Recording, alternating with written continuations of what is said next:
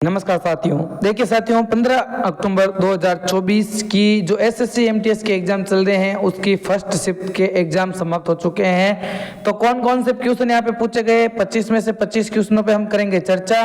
और यहाँ पे आने वाली शिफ्टों के अंदर कौन से क्वेश्चन होने वाले हैं रिपीट, उन पे भी हम करेंगे चर्चा। ठीक है, तो हम बिना देरी किए सेशन की शुरुआत करते हैं। यदि जिसके इस शिफ्ट के अंदर एग्जाम था और कौन से क्वेश्चन आए हैं वो भी आप कंफर्म कर सकते हो। और उसी के साथ यदि अभी तक आपके एग्जाम नहीं हुए हैं और आने वाली शिफ्टों के लिए एग्जाम है तो ऑल द बेस्ट। और इस शिफ्ट को आप इस क्वेश्चन को देख के आप उसके अनुसार आपकी तैयारी को और बेहतर कर सकते हो।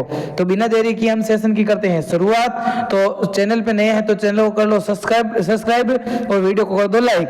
तो निम्नलिखित में से किस क्षेत्र में सार्वजनिक उपलब्धि के लिए भारत सरकार द्वारा अर्जुन पुरस्कार दिए जाते हैं? तो जो वो दिए जाते हैं अर्जुन पुरस्कार खेल के सेक्टर के अंदर। कहां किस में दिए जाते हैं? खेल के क्षेत्र के अंदर भारत सरकार के द्वारा अर्जुन पुरस्कार दिए जाते हैं। ये आपको ध्यान में रखना है। अर्जुन पुरस्कार, अर्जुन अवार्ड किस क्षेत्र में दिए जाते हैं? तो ये दिए जाते हैं खेल के क्षेत्र में। अच्छा, कल एक क्वेश्चन आपसे पूछा था कि दादा साहब फाल्के अवार्ड, दादा साहेब फाल्के अवार्ड कौन से सेक्टर के अंदर दिए जाते हैं? देखो इसके बारे में पूछा था, दादा साहब फाल्के अवार्ड किसके सेक्टर के अंदर दिए जाते हैं? तो ये दिए जाते हैं फिल्म के सेक्टर के अंदर। किस सेक्टर के अंदर? फिल्म क्षेत्र के अंदर दिए जाते हैं। ठीक है, अच्छा एक दिया जाता है द्रोणाचार्य अवार्ड। कौन सा award? Dronacharya award. Dronacharya award किसके क्षेत्र के अंदर दिए जाते हैं? तो ये भी खेल के क्षेत्र के अंदर दिए जाते हैं। ठीक है ना, ये भी आपको ध्यान में रखना है। अगला है विक्रम साराभाई पत्रकारिता पुरस्कार के क्षेत्र में प्रदान किए जाते हैं। मतलब विक्रम साराभाई पत्रकारिता ये वाला पुरस्कार किस क्षेत्र में दिया जाता है? तो ये पूछा गया आपके क्वेश्चन के अंतरिक्ष विज्ञान प्रौद्योगिकी एवं अनुसंधान क्षेत्र के अंदर ये पुरस्कार दिया जाता है, विक्रम साराभाई पत्रकारिता पुरस्कार। अगला यहाँ पे क्वेश्चन पूछा गया मानव अधिकारों की सार्वभौम घोषणा की मसौदा समिति के अध्यक्ष कौन हुआ करते थे? तो मसौदा समिति के अध्यक्ष कौन हुआ करते थे? तो वहां पे एलेनोर रूजवेल्ट, एलेनोर और रूजवेल्ट यहाँ पे मानव अधिकारों के सार्वभौमिक घोषणा की मसौदा समिति के क्या हुआ करते थे? अध्यक्ष हुआ करते थे। ठीक है, अगला यहाँ पे क्वेश्चन पूछा गया आपके कि विश्व स्वास्थ्य संगठन मतलब WHO वर्ल्ड हेल्थ ऑर्गेनाइजेशन, विश्व स्वास्थ्य संगठन जिसका मुख्यालय कहाँ पे स्थित है? तो ये मुख्यालय है जेनेवा स्विट्जरलैंड के अंदर। कहाँ पे? जेनेवा स्विट्जरलैंड के अंदर स्थित है। यदि बात करें WHO की स्थापना की तो इस WHO की स्थापना हुई थी 7 अप्रैल 1948 को। कब हुई थी? 7 अप्रैल 1948 को WHO वर्ल्ड हेल्थ ऑर्गेनाइजेशन की स्थापना हुई थी और इसका हेडक्वार्टर जो है वो है जेनेवा स्विट्जरलैंड। अच्छा, आप मुझे बताओ कि WHO के द्वारा भारत के अंदर मलेरिया मुक्त का लक्ष्य कितना रखा है? मलेरिया मुक्त होने का लक्ष्य कब तक का है? अगला क्वेश्चन है कौन सा विश्व व्यापार संगठन WTO का पूर्ववर्ती था? मतलब WTO क्या होता है? वर्ल्ड जो हो जाएगा ये आपके व्यापार संगठन। ठीक है ना, तो यहाँ पे हो जाएगा वर्ल्ड व्यापार संगठन WTO, वर्ल्ड ट्रेड ऑर्गेनाइजेशन।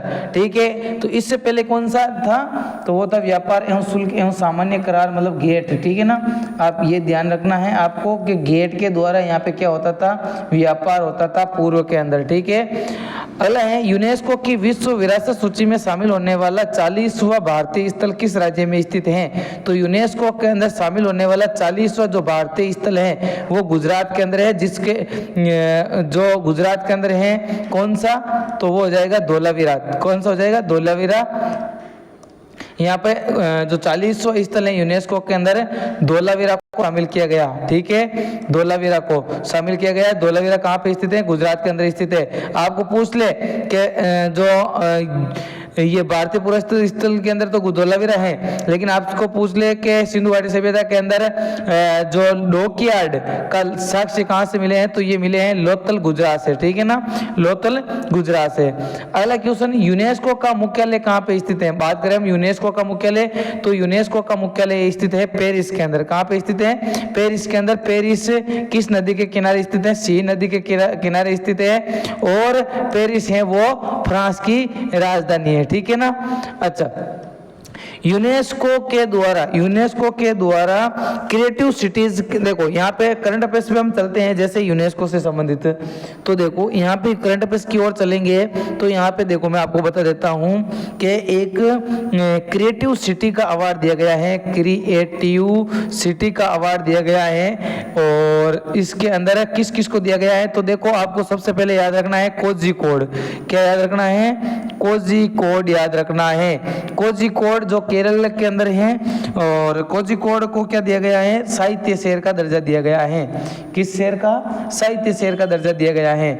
उसी के अनुरूप यहाँ पे ग्वालियर कहाँ पे है? तो ये मध्य प्रदेश, जहाँ से तानसेन आते थे, तो ग्वालियर को दिया गया है संगीत शहर का दर्जा। किस शहर का दर्जा? संगीत शहर का दर्जा दिया गया है ग्वालियर को, ठीक है। अच्छा, ब्रिक्स में शामिल होने वाला अंतिम देश कौन सा था? तो ब्रिक्स के अंदर शामिल होने वाला जो अंतिम देश की बात करें, अब तो कितने और ऐड हो गए हैं? 5 ऐड हो गए हैं। तो आप याद कर सकते हो BRICS, ब्रिक्स। देखो यहाँ से हो जाए ब्राजील, रशिया, इंडिया, चाइना और साउथ अफ्रीका, ठीक है, दक्षिण अफ्रीका। तो 5 देश कौन सा हो जाएगा? दक्षिण अफ्रीका हो जाएगा, साउथ अफ्रीका हो जाएगा। अगला यहाँ पे international criminal police commission ICPC की स्थापना 1923 के अंदर कहाँ पे की गई? तो ये या इसको कह सकते हैं हम इंटरपोल। क्या कह सकते हैं? इंटरपोल कह सकते हो। इंटरपोल जो इंटरनेशनल पुलिस है वो, ठीक है। इसकी स्थापना हुई थी 1923 के अंदर, और इसका जो हेडक्वार्टर है वो वियना ऑस्ट्रिया के अंदर है। वियना किसकी राजधानी है? तो वियना है ऑस्ट्रिया की राजधानी। किसकी राजधानी है? वियना ऑस्ट्रिया की राजधानी है, ठीक है। अगला यहाँ पे क्वेश्चन है, सार्क के सदस्य देश विश्व के किस भाग के हैं? तो सार्क के अंदर जो दक्षिण एशिया के देश शामिल हैं उनको क्या कहा जाता है? सार्क सदस्य कहा जाता है। क्या कौन सा सदस्य? सार्क सदस्य कहा जाता है। अगला क्वेश्चन यहाँ पे सुएज नहर से संबंधित, सुएज नहर किस देश में स्थित है? तो सुएज नहर स्थित है मिस्र के अंदर। किस में है? मिस्र के अंदर। सुएज नहर बात करें, ये मिस्र के अंदर है, मिस्र के अंदर ही है। मिस्र को कहा जाता है पेगोडा का देश। क्या कहा जाता है? पेगोडा का देश कहा जाता है मिस्र को, ठीक है।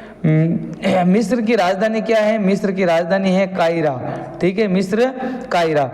अगला देखो माउंट एटना कहाँ पे स्थित है? तो ये पहली बात तो है इटली के अंदर स्थित है। विश्व के सर्वाधिक सक्रिय ज्वालामुखी में से एक है, ठीक है, और ये इटली के अंदर स्थित है। अगला है सुएज नहर के किन 2 समुद्रों को जोड़ती है? तो सुएज नहर किन 2 समुद्रों को जोड़ती है? तो एक तो जोड़ती है भूमध्य सागर और एक जोड़ती है लाल सागर को।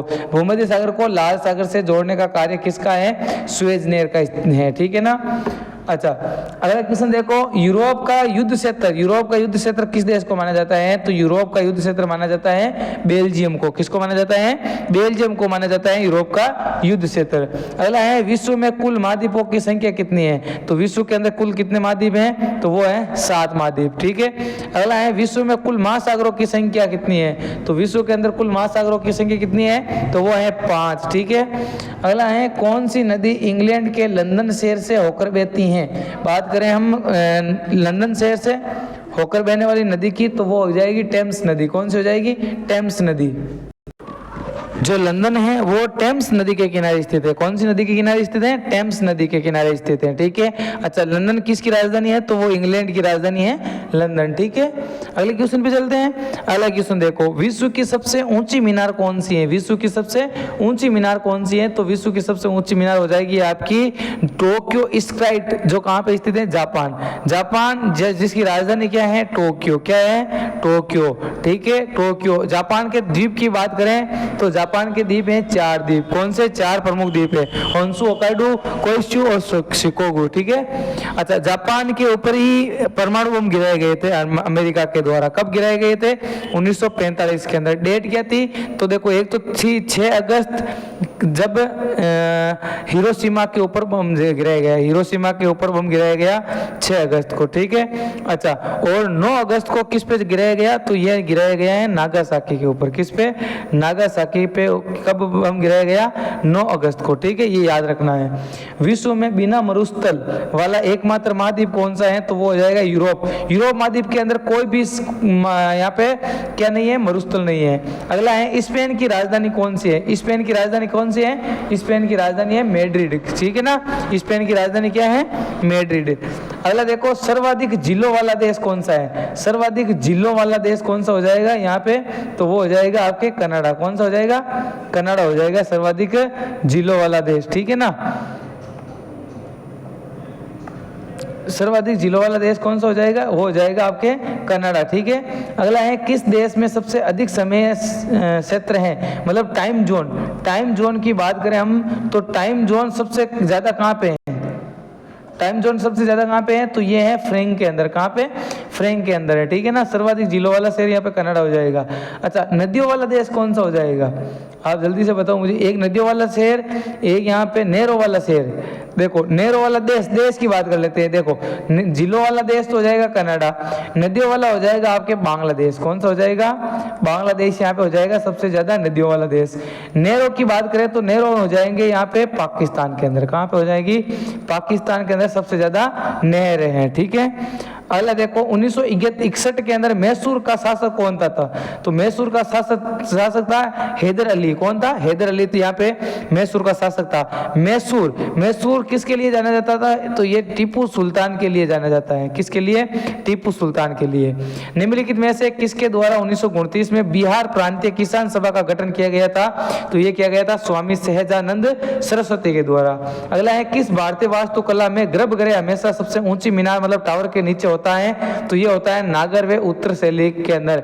नागरवे उत्तर शैली के अंदर जो गर्भगृह, जैसे ये मंदिर है, मंदिर के यहाँ पे एक छोटे छोटे हो गए और ठीक है इस प्रकार से होंगे, इस प्रकार के। और सबसे यहाँ पे क्या होगा? यहाँ पे ये मंदिर होगा, ठीक है। यहाँ पे क्या होगी? ये गर्भगृह होगी, मूर्ति स्थापित की जाएगी गर्भगृह के अंदर। तो सबसे जो ऊंची मीनार होगी उसके नीचे क्या होगा? गर्भगृह होगा, ठीक है ना। अगला क्वेश्चन क्या है? अगला क्वेश्चन है आपके लिए, 1928 में सैंडर्स की हत्या का अभियुक्त कौन था? तो सैंडर्स की हत्या किसके द्वारा कर दी गई? भगत सिंह के द्वारा यहाँ पे सैंडर्स की हत्या कर दी गई। अब देखो, बात तो क्या हुई थी, 1928 के अंदर जो साइमन कमीशन आया था। कौन सा कमीशन आया था? Simon commission. अच्छा, साइमन कमीशन आया तो साइमन कमीशन के खिलाफ अनशन किया था किसके द्वारा? लाला लाजपत राय के द्वारा। किसके द्वारा? लाला लाजपत राय के द्वारा। अच्छा, उस समय क्या किया कि इस पे इनके ऊपर लाठी चार्ज करवा दिया था साइमन के द्वारा। तो उस समय जो साइमन को मारने के लिए भगत सिंह निकले थे, तो वहां पे भगत सिंह ने बम लगाया, जो डला तो वो किस पे जा गिरा? तो सैंडर्स के ऊपर जा गिरा, ठीक है। अगला है, किसी व्यक्ति के लिए संतुलित आहार की बात करें तो RNA के अनुरूप होना चाहिए। RDA के अनुरूप, RDA के अनुरूप क्या होना चाहिए? तो इसका नाम है recommended directory allowance organ of acute, ठीक है। महापाषाणों को खड़ा करने की प्रथा लगभग वर्ष शुरू के अंदर हुई थी। 3000 वर्ष के पहले यहाँ पे महापाषाणों को खड़ा करने की शुरुआत हुई थी। अगर देखो, जब भारतीय संसद में कृषि कानून वापसी बिल 2021 पारित किया गया तो किसान कल्याण मंत्री कौन थे? तो उस समय थे नरेंद्र सिंह तोमर। 1853 में भारत में पहली रेलवे लाइन कब चली? तो कहां से कहां तक चली? तो ये मुंबई से ठाणे तक चली, ठीक है। अगला क्वेश्चन है, किसने राष्ट्रीय नृत्य शिरोमणि पुरस्कार 2022 प्राप्त किया? तो ये किया अर्पणा सतीश के द्वारा राष्ट्रीय नृत्य शिरोमणि अवार्ड।